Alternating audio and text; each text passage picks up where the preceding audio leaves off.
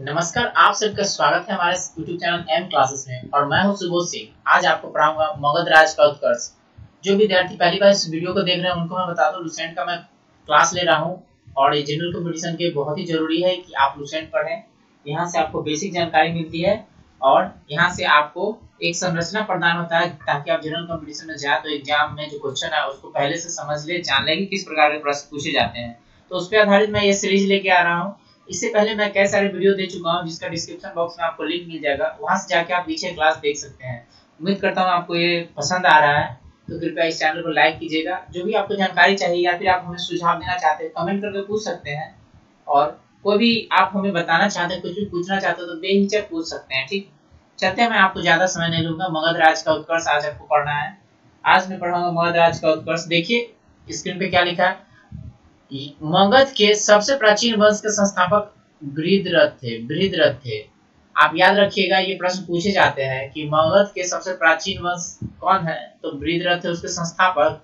और मगध में सबसे प्राचीन वंश था वो यही था। ठीक है, यानी मगध के सबसे प्राचीन वंश के संस्थापक थे बृहद्रथ। ठीक है, इसकी राजधानी ग्रीव्रज राजगिरी थी। जरासंध बृहद्रथ का पुत्र था, यानी जो जरासंध जिसकी कहानी आपने सुना होगा, जो कृष्ण के समय में सुने होंगे, जिसका युद्ध हुआ था भीम के साथ, जरासंध, वही जरासंध है ये।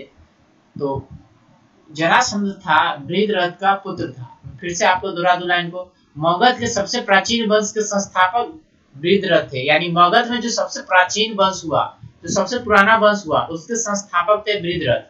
इसकी जो राजधानी थी ग्रीव्रज थी। और ये क्वेश्चन अक्सर एग्जाम में पूछे जाते हैं, मगध राज की राजधानी कहाँ थी, ग्रीव्रज या राजगिरी। ठीक है, ग्रीव्रज ही आगे चलकर राजगिरी बना और राजगिरी आगे चल के पटना बना है। ठीक है, पाटलिपुत्रा पहले बना, उसके बाद पटना बना। ठीक है, वर्तमान में हम लोग पटना के नाम से जानते हैं।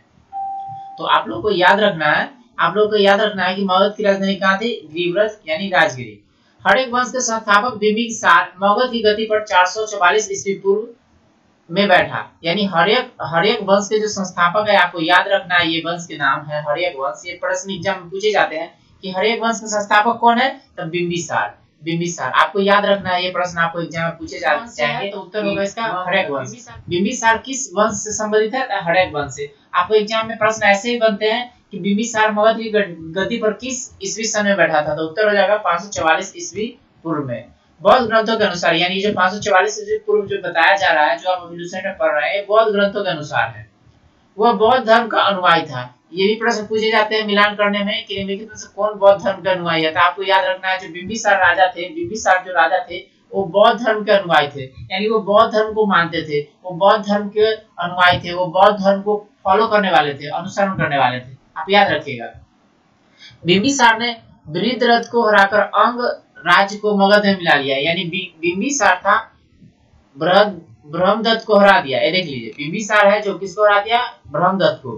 बिंबिसार ब्रह्मदत्त को हरा दिया और अंग राज को मगध में मिला लिया। यानी अंग का राजा था ब्रह्मदत्त, और ब्रह्मदत्त को कौन हरा दिया, बिंबिसार हरा दिया, और अंग जो राज था उसको कहाँ मिला लिया, मगध में मिला लिया। ठीक है, बिंबिसार ने राजगिरी का निर्माण कर उसे अपनी राजधानी बनाया। अब देख लीजिए, राजगिरी का निर्माण कौन किया, बिंबिसार।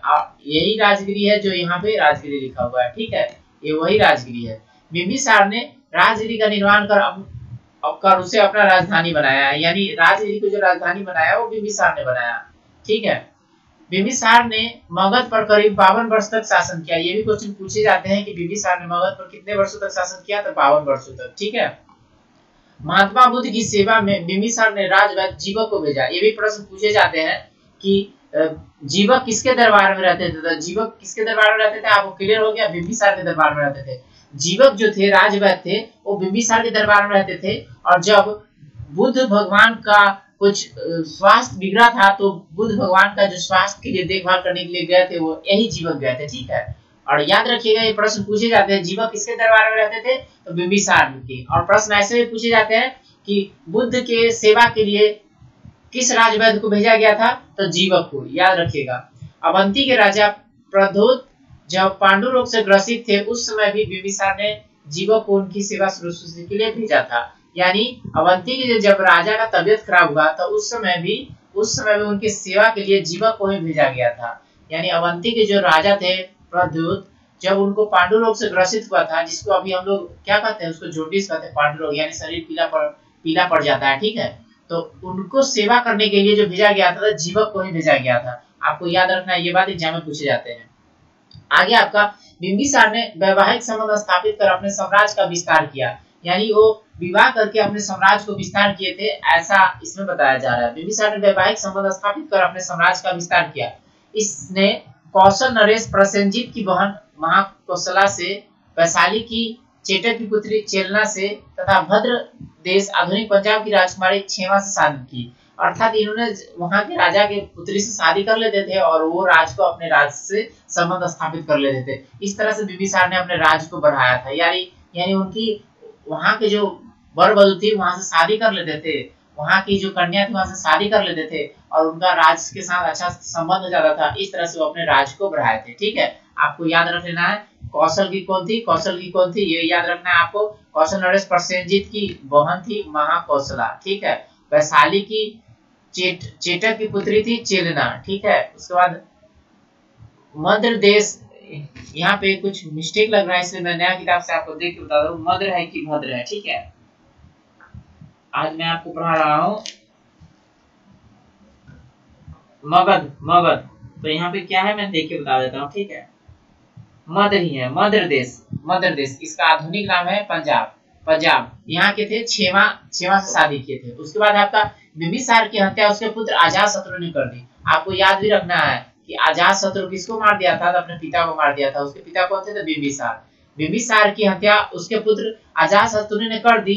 वह 493 ईस्वी पूर्व में मगध की गद्दी पर बैठा, अर्थात बिंबिसार की हत्या कर दिया कौन, अजातशत्रु, और गद्दी पर बैठ गया। कब बैठ गया, 493 ईस्वी पूर्व में। अब यहाँ से चालू होता है अजातशत्रु की कहानी, देख लीजिए। अजातशत्रु का उपनाम कुनिक है, याद रखिएगा, ये प्रश्न एग्जाम में पूछे जाते हैं। निम्नलिखित में से कौन कुनिक के नाम से फेमस है इतिहास में, तो उत्तर क्या होगा, अजातशत्रु। अजातशत्रु को क्या कहा जाता है, कुनिक के नाम से ये जाने जाते हैं। आगे आपका अजातशत्रु ने 32 वर्षों तक मगध पर शासन किया। अजातशत्रु 32 साल तक मगध पर शासन किए। उसके बाद कौन आ गया, देखिए। अजातशत्रु प्रारंभ में जैन धर्म का अनुयायी था। आप देख लीजिए, ऊपर इसका पापा था बौद्ध धर्म का और ये आ गया जैन धर्म में, ठीक है। अजातशत्रु प्रारंभ में जैन धर्म का अनुयायी था। अजातशत्रु के सुयोग मंत्री का नाम है वर्षकार। इनका जो एक मंत्री था, जो बेहतरीन मंत्री था, उसका नाम है वर्षकार। इसी की सहायता से अजातशत्रु ने वैशाली पर विजय प्राप्त किया था। ये वही वैशाली है जो हम लोग वैशाली जिला की बात कर रहे हैं, ठीक है। यानी मगध में जो इसको शामिल कर लिया, शामिल करने में सबसे ज्यादा अहम योग्यता थी इनके मंत्री की थी, वो उनका वर्षकार नाम है, ठीक है, वर्षकार नाम है। और इन्हीं की मदद से वैशाली को वो जीत पाए थे। कौन, अजातशत्रु की हत्या उसके पुत्र उदयन ने 461 ईस्वी पूर्व में कर दी। अब देख लीजिए, बिंबिसार को मारा अजातशत्रु को मारा उदयन, यानी ये एक पापा को उसके लड़का यहाँ पे समाप्त कर देता है, ऐसी इतिहास में जानकारी मिल रही है। अब देखिए, अजातशत्रु ने कब कर दिया इसको, 661 ईस्वी पूर्व में कर दिया। वह मगध की गद्दी पर बैठा। अब मगध की गद्दी पर कौन बैठ गया, अजातशत्रु को मार करके उसका बेटा उदयन बैठ गया। उदयन ने पाटली ग्राम की स्थापना की। आप देख लीजिए, वही पाटली ग्राम है जिसको हम लोग वर्तमान में पटना कहते हैं। आपको ये प्रश्न एग्जाम में पूछे जाते हैं, पाटलिपुत्र की स्थापना किसने की, अर्थात पाटली ग्राम के संस्थापक कौन है, तो उत्तर होगा उदयन। याद रखिएगा, उदयन था जो पाटलिपुत्र की स्थापना किया था, अर्थात पाटिल ग्राम के, ठीक है। यहाँ पे पाटिल ग्राम की चर्चा की गई है। पाटिल ग्राम का संबंध किससे है, उदयन से, यानी पाटलिपुत्र का संस्थापक है वो उदयन है। ये अक्सर एग्जाम में पूछे जाते हैं, आपको ये याद रखना है, रट लेना है, आपको एकदम याद रख लेना ताकि आप मिस्टेक न कर पाए। उदयन का संबंध है पाटलिपुत्र से, यानी पाटली ग्राम से, जिसके वो संस्थापक है। उदयन भी जैन धर्म का अनुयायी था, देख लीजिए। अब इसके जो दादाजी थे वो तो बौद्ध धर्म के थे, इसके जो पिताजी हैं वो जैन धर्म के हैं और ये भी जैन धर्म के, ठीक है। उदयन कौन सा धर्म से संबंधित है, जैन धर्म से, ठीक है, जैन धर्म का ये अनुयायी था। हर्ष वंश का अंतिम राजा उदयन हुआ। अब याद रखना है, ये क्वेश्चन एग्जाम में पूछे जाते हैं कि हर्ष वंश का अंतिम राजा कौन था, तो उदयन का पुत्र नागदशक था। याद रखिएगा, नागदशक। हर्ष वंश का अंतिम शासक नागदशक, याद रखिएगा, हर्ष वंश का अंतिम शासक नागदशक। हर्ष वंश का संस्थापक कौन है, तो ऊपर याद रखें बिंबिसार, याद है ना। अब यहाँ पे हर्ष वंश का अंतिम शासक कौन हुआ, नागदशक। नागदशक किसका पुत्र था, तो उदयन का। पाटलिपुत्र का संस्थापक, पाटलिपुत्र या पाटलिग्राम के संस्थापक कौन है, तो उदयन। आपको इस तरह से याद रखना है, एग्जाम प्रश्न पूछे ही जाते हैं, तो आपको इसको वीवीआई करके मार्क करके नोट कर लीजिए, ठीक है। अगला है आपका नाग दशक को उसके अमात्य शिशुनाग ने 412 ईस्वी पूर्व में अवदस्त करके मगध पर शिशुनाग वंश का स्थापना किया। अब देख लीजिए हड़ेक वंश खत्म हो गया, अब आ गया आपका नाग वंश। अब आप आ गया नाग वंश, और यही शिशुनाग है जो 412 ईस्वी में उसको अवदस्त कर दिया, ठीक है, उसको अवदस्त कर दिया नाग दशक को, और खुद से बैठ गया मगध की गद्दी पर, ठीक है। शिशुनाग वंश का स्थापना किया, याद रखिएगा, ये भी प्रश्न पूछे जाते हैं। शिशुनाग वंश का स्थापक कौन है? तो शिशुनाग वंश के संस्थापक कौन है? तो नाग दशक, याद रखना है आपको। नाग दशक किसको अवदस्त किया था? तो आपको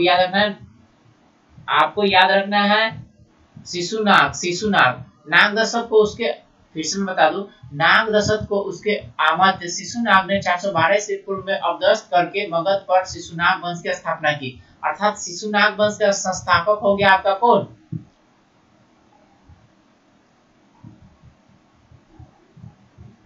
शिशुनाग वंश का संस्थापक हो गया शिशुनाग ही, ठीक है।